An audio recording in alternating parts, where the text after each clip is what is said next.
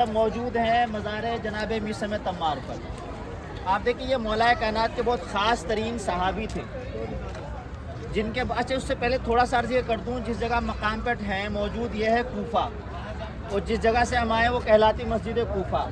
مسجد کوفہ وہ مسجد ہے کہ جس میں 1,24,000 نبی آئے ہیں, جتنے بھی نبی سب وہاں پہنچے ہیں. اور یہ ہمارے خوش نصیبی ہے کہ ہم بھی اسی مقام سے ہو کے آئے کہ جہاں پہ تمام نبیوں نے قیام کیا, تمام نبیوں نے عبادت انجام دی. یہ جو جگہ ہے یہ کوفہ ہے, اور نجف جو شہر ہے یہ پہلے نجف نہیں کہلاتا تھا جیسا کہ مولانا نے عرض کیا.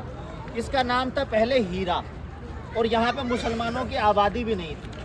سب سے پہلے یہ تو مولا کائنات نے اس کو اپنی راجدھانی بنایا ہے, مدینے کو چھوڑا ہے, یہاں پہ اپنی حکومت کو تبدیل کیا.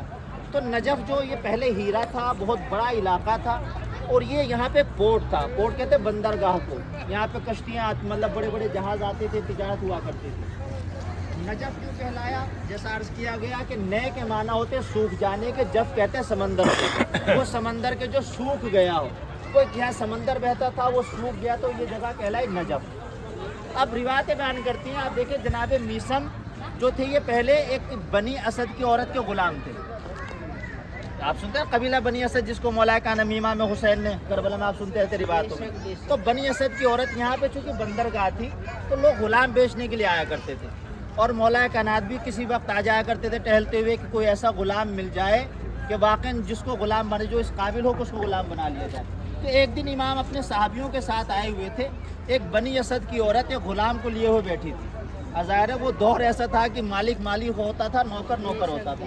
اب وہ بلندی پہ بیٹھی ہوئی ہے اور اس کا غلام نیچے بیٹھا ہوا ہے. اب امام جب وہاں سے گزرے, غلام پہ نگاہ پڑی تو بنی اسد کی عورت سے کہا کہ غلام بیچو گے؟ اچھا بیچنے کے طریقہ ہی ہوتا ہے اگر کسی کو دام بڑھانے ہو تو تھوڑا ایکٹنگ کرتا ہے. انہوں نے کہا نہیں کوئی ارادہ تو خاص نہیں ہے, ہاں اگر اچھے دام ملے تو سوچ لیا جائے گا. تو کہا بھائی ٹھیک ہے دام بتاؤ. کیسا؟ 50 دینار اس کے لوں گی. امام نے کہا ٹھیک ہے 50 دینار دے رہا ہوں. اچھا 50 دینار میں بہت اچھا غلام مل جاتا تھا. تو اس عورت نے کہا 50 دینار کا ہے. امام نے کہا لو. کہا نہیں ارے بھائی پتہ نہیں جلد بازی میں نے کر دی, 50 کا نہیں ہے تو میں بتائیے کیا مجھ سے ہو گیا, 100 دینار اس کے چاہیے. اب اس نے بیان بدل دیا. امام نے کہا ٹھیک ہے میں 100 دے دوں گا. اب اس نے کہا اب دیکھیے کیا بتاؤں, اس کی خوبیاں تو ایسی, اس کے کمالات تو ایسے, 200 سے کم نہیں ملے گا. امام نے کہا 200 لے لو. اس نے کہا نہیں میرا تو کچھ موڈ ہی بدل رہا ہے, میرا کچھ موڈ تبدیل ہو رہا ہے, کچھ لگ نہیں رہا کہ مجھے اسے دینا چاہیے. کرتے کرتے وہ عورت 500 دینار تک آ گئی. سمجھے 500 دینار میں 10 غلام آ جاتے تھے. اس نے کہا 500 دینار. امام نے کہا 500 لے لو. اب جب دے دیے تو وہ عورت کہنے لگی کہ صاحب اب مجھے شرم آ رہی بڑھاتے ہوئے, اس لیے کہ میں نے یہ 20-30 میں خریدا تھا, 50 میں بیچنے کا ارادہ تھا, اور 500 آپ دے رہے ہیں, لہٰذا مجھے شرم آ رہی ہے. تو امام نے اس کو قیمت دی, لے کے چلے. اب جب غلام آپ کے ساتھ چل رہا ہے تو ظاہر غلاموں کی طرح ہاتھ باندھے ہوئے ایسے چل رہے تھے. تو امام نے کہا ایسے مت چلو, ایسے چلو کہ جیسے بھائی بھائی کے ساتھ چلتا ہے. اب ظاہر سی بات ہے انہوں نے سر اٹھا کے دیکھا کہ مولا کیسی باتیں کر رہے ہیں آپ, میں تو غلام ہوں. کہ جس لمحے میں نے تمہیں خریدا اسی لمحے میں نے تمہیں آزاد کر دیا. اور پھر آپ نے قریب بلانے کے بعد کہا کہ میثم میرے ساتھ چلو. جناب میثم کو سالک کہتے تھے, ان کا نام میثم تھا. اب جب میثم کہا تو چونکے, اس لیے کہ میثم کے نام سے کوئی جانتا ہی نہیں تھا. اس نے کہا مولا آپ یہ نام کیسے جانتے؟ اس نام سے تو بس فقط میری ماں مجھے بڑے پیار سے پکارتی تھی. جب کبھی میری ماں مجھے پکارتے تو میثم کہا کرتی تھی, ورنہ دنیا مجھے سالک کے نام سے جانتی ہے. اب کیا ہوا, امام لے کے چلے, اور بارہا جب کوئی کہتا تھا نا جناب میثم سے کہ صاحب کیا ہے ایسا مولا علی میں تم نے دیکھا کہ ان کے گرویدہ ہو گئے, امام سے اتنی محبت ہے, تو جناب میثم کہتے کہ تم نے کہیں دیکھا کہ چھوٹے سے علاقے کا حاکم ہو وہ کیسے دریایا کے ساتھ رہتا ہے, لیکن جو کل کائنات کا مالک ہے وہ میرے ساتھ ایسے بیٹھتا ہے جیسے بھائی بھائی کے ساتھ بیٹھتا ہے, ایک دوست دوست کے ساتھ بیٹھتا ہے. اور بہت ساری روایتیں ان کے بارے میں, بہت سارے فضائل, بہت سارے مناقب ان کے ہیں. اور آپ جس وقت لے کے چلے تھے, جملہ مجھے یاد آ گیا تو عرض کرتا چلو, مولا کائنات نے کہا تھا خدارا تو گواہ رہنا کہ مجھے اس گھڑی کا بہت دنوں سے انتظار تھا. جس لمحے ان کو آزاد کرائے, کہا مجھے اس لمحے کا بہت دنوں سے انتظار تھا. ایک دن گزر رہے تھے مدینے کی گلیوں میں, جناب ام سلمہ سے ملاقات ہوئی تو جناب سلمہ نے کہا تھا کون ہو تم؟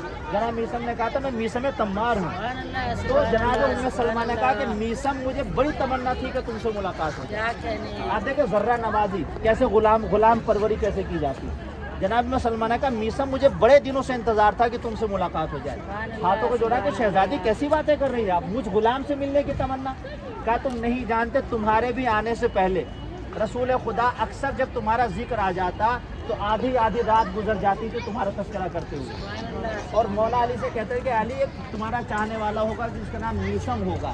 خدا نے چن لیا ہے کچھ افراد کو تمہاری محبت کے لیے, انہی میں سے میسم بھی. دیکھیں محبت کی بہت ساری قسمیں ہیں. دنیا میں محبت انسان کرتا چیز کو قربان کر دیتا ہے, لیکن عشق علی وہ محبت ہے کہ جس میں خود انسان اپنے آپ کو قربان کر دیتا ہے. علی کے عشق میں میسم کی شان باقی ہے, علی کے عشق میں میسم کی شان باقی ہے. زبان کٹ گئی لیکن بیان باقی ہے, زبان کٹ گئی لیکن بیان باقی ہے. ہمارا کوئی نمازی نہیں ہے دہشت گرد, ہمارا کوئی نمازی نہیں ہے دہشت گرد, ہمارے گھر میں قدیری اذان باقی ہے. نعرہ حیدری, عظمت میسم تمار پر بلندتر سلوات.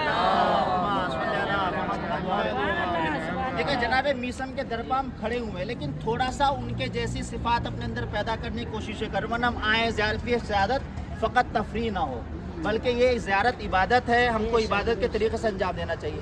ایک ہلکی سی صفت بھی اگر میں جناب میسم تمار کے اپنے اندر پیدا کر لی تو دیکھیں غلام علی تو ہم کہلا نہیں سکتے, ہماری اوقات نہیں ہے. ہم علی کے غلاموں کے برابر بھی ہو جائیں تو یہ ہمارا مقدر جو ہوگا کیا کہتے ہیں چرخ سریا پہ ہوگا, ساتواں آسمان کے اوپر ہوگا. تو آپ دیکھیں سامنے آپ کا روزہ ہم زیارت کریں, کوشش کریں کہ آپ لوگ پورے آداب کے ساتھ جائیں, آداب کے ساتھ آئیں, اور زیادہ سے زیادہ ایک لگنا چاہیے کہ ہم زیارت کے لیے آئیں. اپنے اندر وہ خوبیاں پیدا کریں, صفات پیدا کریں. اندر جائیں گے انشاءاللہ زیارت کریں گے, 2 رکعت نماز پڑھیں, زیارت کریں, اس کے بعد پلٹیں گے انشاءاللہ اگلی منزل کی طرف. والسلام علیکم ورحمۃ اللہ وبرکاتہ.